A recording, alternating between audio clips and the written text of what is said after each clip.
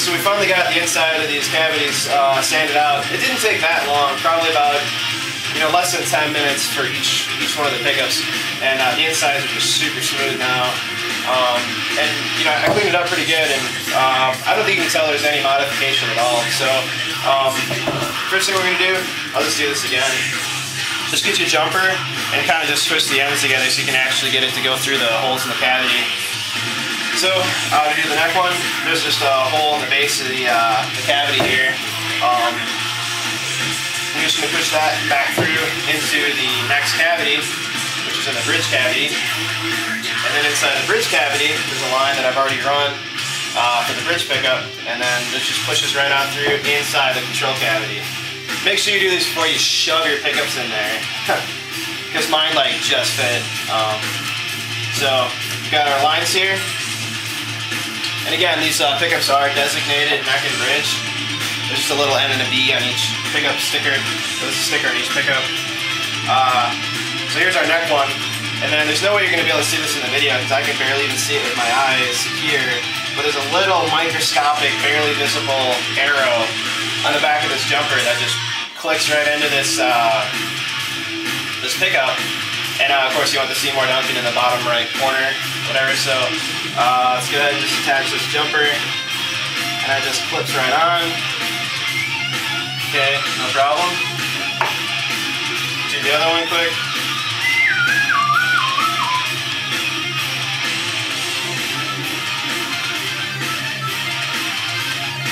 Okay, so we got both of our pickups attached. And then Seymour Duncan includes these are like little urethane bushings that they just use as spacers. Let's see, so we got our mounting screws for each one of the pickups. So the idea would just be that you're going to pass a screw through each side of the pickup, stick one of these little, I guess we'll just call them mounting bushings, whatever, and drilling them into the bottom of the guitar cavity. Then the pickups are installed.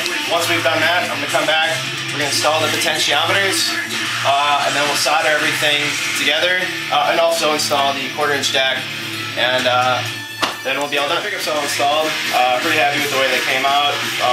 Looks just fine. We're going to go ahead and put in the 1/4" jack first. That would be this. It's what you plug your guitar cable into. So the first thing we're going to do is go ahead and take off the panel, or the jack plate, I mean.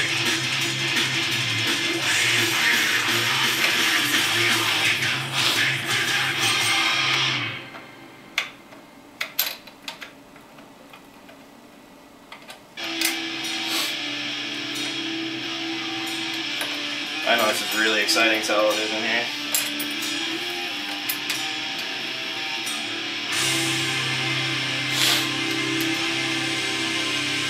Okay, so we're going to go ahead and just put this piece on the inside, obviously. So your plate will go back over. This just slips right through. Might have to do a little finagling. Looks like I'm going to basically thread mine through. Okay.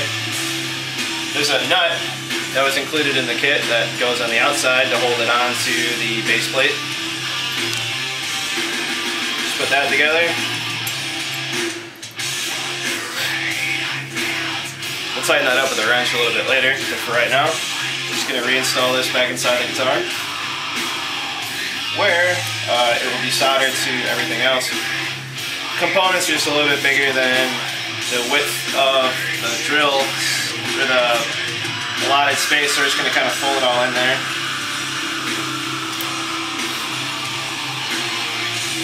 Nothing really goes as easily as it should in my life. Okay, so just kind of bent in those sides a little bit. Boom. Screw this back in.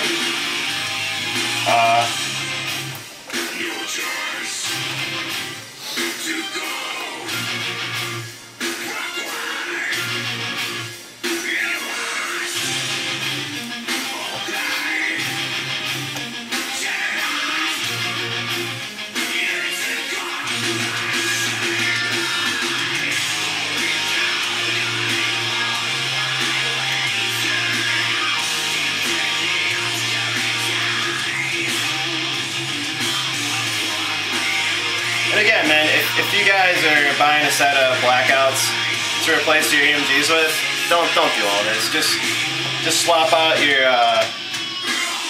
707s for the blackouts straight up, and don't go through all this crap. And again, if you do end up having to sand it, make sure you get a really high grit sandpaper so you get a nice, smooth, easy finish. I don't know if you can see this from the outside, but to me, I don't think you could tell at all that I did anything, so I'm really happy with the way that came out, at least. Now, all these potentiometers are the same. They're all 25K potentiometers.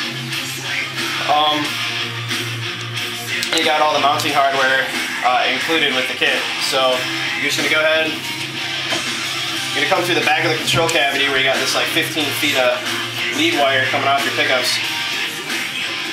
These are going to go right in through the back, up into the top of the guitar.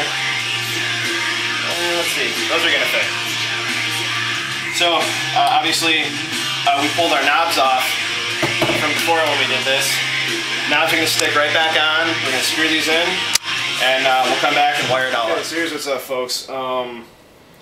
The shafts of the potentiometers included with Seymour Duncan are wider than the pots from the shafts of the pots from the EMGs. You got these connection points on the base of the potentiometers where you're actually going to be wiring the potentiometers in series or parallel, or however you're going to do them, or you know, you got all kinds of different things that have to connect to these, and you actually be soldering to the base of the potentiometer also. Now, here's the thing. When you're threading these through the body of the Agile, you're actually going to be cutting the wood, unless you have a drill bit that you could use to just bore out a slightly larger hole for the shaft. And then you got these pieces of hardware that you're actually going to use as spacers, so you're not having such a long shaft coming through the top. Otherwise your knobs would be sitting, you know, pretty high and you look kind of silly. So I literally just said screw it. I'm moving tomorrow. I should be packing right now, but I'm trying to get this done like an idiot. So basically, this video is probably going to be 99% useless, other than the fact that it'll just kind of demonstrate to you how wishy-washy I can be at times. But what's up is this. You're going to be getting these pots from Seymour Duncan, and one of them you're going to need to wire a capacitor to, solder a capacitor to. You can see that's already been done here. You know, you get these capacitors like this that come in the kit, and in our case we're doing one volume, one tone. Now if you're doing a Les Paul style guitar, we have 2 volumes and 2 tones, so a volume and a tone for each pickup. You'd be utilizing both of the included capacitors. Since we're only doing one, we only need one. So the other thing is too, I did not remove the battery compartment from my guitar when we did the transplant, so to speak. Very simply, it would just be, you know, the line of cable coming off at the end of the connector for the 9-volt, and it'd be running through. If your guitar was not already equipped to handle active electronics, which it shouldn't be if you're watching this video and trying to get anything out of it, what you would then do is find a place in the cavity anywhere and take a 9-volt battery and probably wrap it in some foam or something like that. Just find a place where you can kind of sneak it in.